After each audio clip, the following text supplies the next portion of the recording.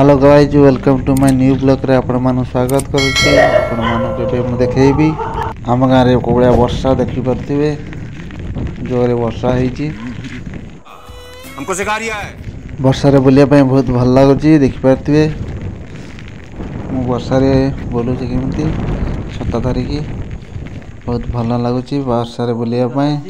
एठी हम छोट छुआंकर खेल चलची देखि परथिबे क्रिकेट खेल बहुत भल भाबरे बिल रे खेल चलची। एबे हमर बिल रे पानी नाही पूरा सुखी जाईची टिके वर्षा हेतिला मौसम पागा भल देईची सेते पिला माने हमर क्रिकेट खेलुचंती छोट छोट छुआ क्रिकेट खेल ताका चलीची। एडी हमर क्रिकेट रे आउट हे जन पप्पू देखि परथिबे सब छुआ केमती तांका संगरे झगड़ा करची पप्पू।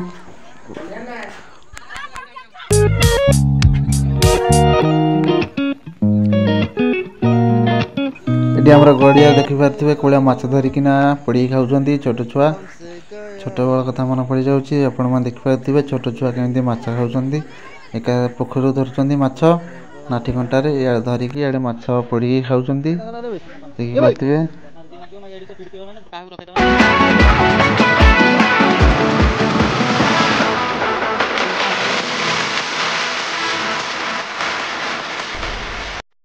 ए देख पाथु केते बड़ गोदीटे हमर जाउतला बहुत बड़